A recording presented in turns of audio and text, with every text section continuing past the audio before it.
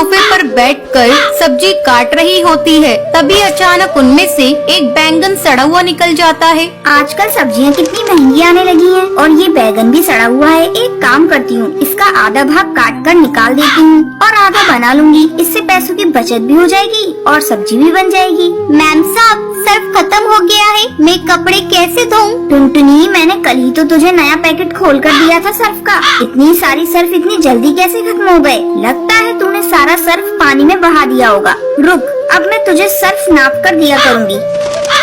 ये ले एक ढक्कन पकड़ और इसी में तू सारा काम कर। अरे ये क्या टुनटुनी, तूने चाय के बर्तन कहाँ रख दिए? मैंने अभी उसमें चाय बनाई थी और मैंने चाय पत्ती भी उसी में रखा था। सोचा था कि शाम को दोबारा बना लूंगी। कहाँ रख दिया उस बर्तन को? मैम साहब, उसमें तो बहुत थोड़ी सी चाय पत्ती थी। मैंने सोचा सारे बर्तनों के साथ उसे भी साफ कर दूं। कान खोलकर मेरी बात सुन ले, आगे से मुझसे बिना पूछे एक भी काम तू नहीं करेगी। सुंदरी, मुझे लेट हो रहा है ऑफिस के लिए। लाओ, मेरा टिफिन कहाँ है? अभी टिफिन लगा देती हूँ जी। अरे ये क्या? ये तो पड़ोस के दिए हुए समोसे हैं। क्या तुम इसे ही मुझे लंच में दोगी? अरे तो क्या हुआ जी, समोसे तो कितने अच्छे हैं, परसों के ही तो बने हुए हैं। और क्या हुआ, एक दिन के पैसे भी तो बचेंगे। तुम नहीं सुधरोगी सुंदरी। तभी किसी चीज की टूटने की आवाज आती है। अरे अब क्या तोड़ दिया टुनटुनी तूने?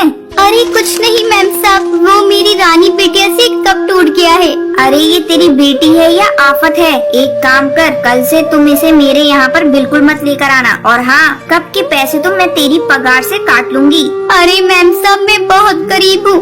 महीने भर की पगार से ही तो किसी तरह मेरा घर चलता है और मेरे बाल बच्चों का पोषण होता है मैम साहब।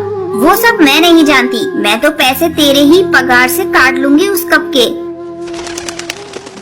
किसी वजह से टुनटुनी 2 दिन तक काम पर नहीं आती है। जब तीसरे दिन टुनटुनी काम पर आती है तो ये सब क्या है टुनटुनी? 2 दिनों तक तू कहाँ थी और काम पर क्यों नहीं आई? वो मैम साहब, मेरी बेटी को बहुत तेज बुखार है और मैम साहब आज भी मैं काम पर नहीं आई हूँ। आज मैं आपसे कुछ पैसे मांगने आई हूँ मैम साहब। मैं तुझे एडवांस में 1 फूटी कौड़ी नहीं दूंगी। और हाँ, तुम गरीब लोगों के साथ यही प्रॉब्लम है, तुम्हें कुछ भी होता है मुंह उठाकर भिखारियों की तरह कुछ भी मांगने आ जाते हो। इतना बोलकर सुंदरी फोन पर अपनी सहेली से बात करने लगती है। अरे बबली, क्या बताऊं, आजकल की नौकरानियों के भी बड़े नाटक हैं। जब देखो मासूम चेहरा बनाकर पैसे ऐंठने आ जाती हैं। कभी बेटा बीमार है तो कभी बेटी बीमार है। आज तो मैंने अपनी नौकरानी को काम से ही निकाल दिया। अच्छा, तेरी नजर में एक अच्छी नौकरानी होगी तो बताना मुझे। सुंदरी की नजर दरवाजे पे खड़ी टुनटुनी पर पड़ती है। तभी से वो सर झुकाकर खड़ी थी। टुनटुनी, तू अभी तक वहीं खड़ी है? तूने सुना नहीं क्या? मैंने तुझे काम से निकाल दिया है।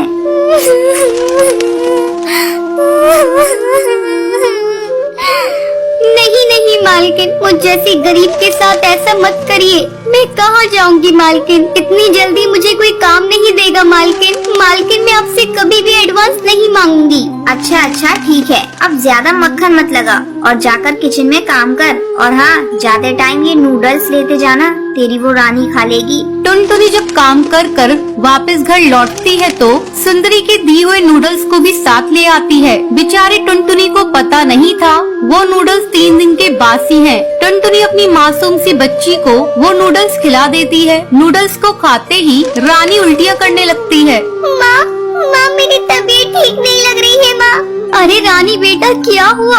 तू अचानक से उल्टियाँ क्यों करने लगी? ठहर जा बेटा, मैं तुझे अभी अस्पताल लेकर चलती हूँ। टुनटुनी जल्दी से रानी को अस्पताल लेकर जाती है। अस्पताल पहुंचकर टुनटुनी को पता चलता है कि उसकी बेटी रानी की मौत हो चुकी है। अरे बहन जी, आपने उसे क्या खिलाया था? फूड पॉइजनिंग की वजह से उसकी मौत हुई है।